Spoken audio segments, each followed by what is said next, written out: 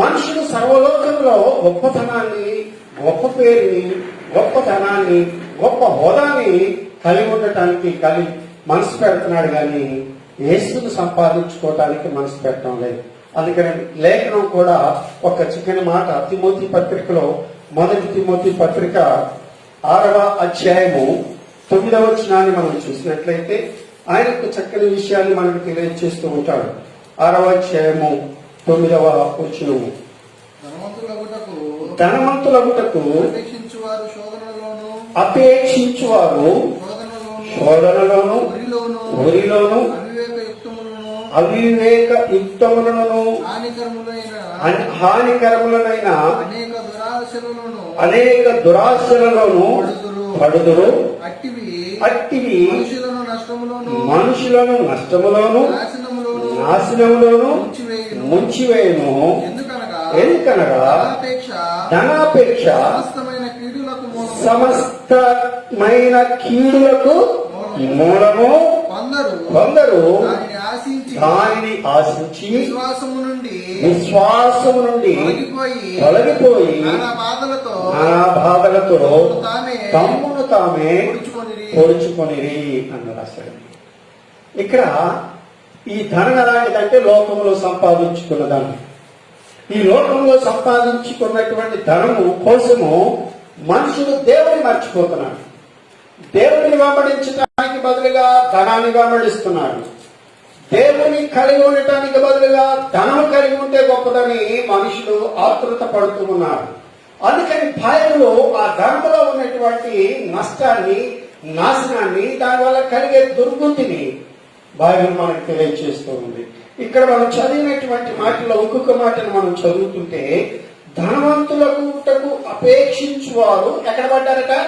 శోధనలోను ఊరిలోను పడ్డారు. ఎంతో మందిని చూస్తా ఉన్నాం. ధనవంతులకు పరిగెత్తిన వారు చాలా మంది శోధనలోను ఊరిలోను పడ్డారు.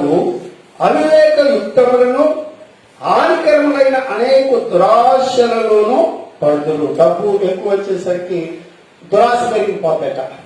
చేయరాని కార్యాలు చేయటానికి, చేయరానిటువంటి పనులు చేయటానికి, చేయరానిటువంటి జీవితాలు జీవించడానికి అనేక విధములైనటువంటి దురాశలు ధనము పెరిగేసరికి నీచమైన కార్యాలు చేయటానికి అలాంటి హీనమైన స్థితిలోకి వెళ్ళిపోతారు. మరలా బైబిల్ చెప్తుంది, ఆయన అంటున్నాడు, అట్టి మనుషులు నష్టములోను నాశనములోను ముంచివేయబడతారు అని రాయబడుతుంది.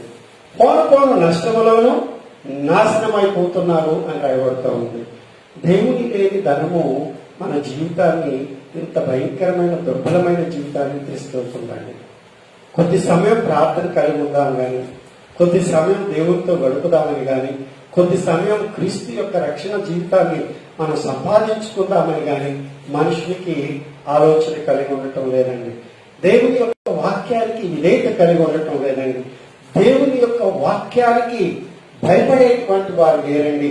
ధనం ఉన్నటువంటి వాడు ప్రార్థన కూడా తన సొంత స్వరీతితోనే చేసేసుకుంటున్నాడు.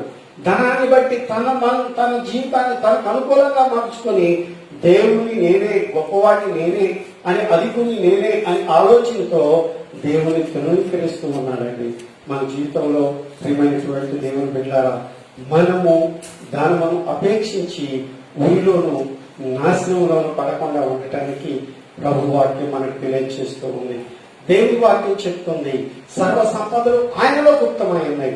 ఆయనలో గుప్తమై ఉన్నవి మనకి ఇవ్వాలి అంటే ఆయన యొద్ద మనము జీవించేవారుగా, ఆయనను మనం కలిగి ఉండేవారుగా, ఆయనను మనము వెంబడించేవారుగా ఉంటే అవి మనకి ఇస్తాడు.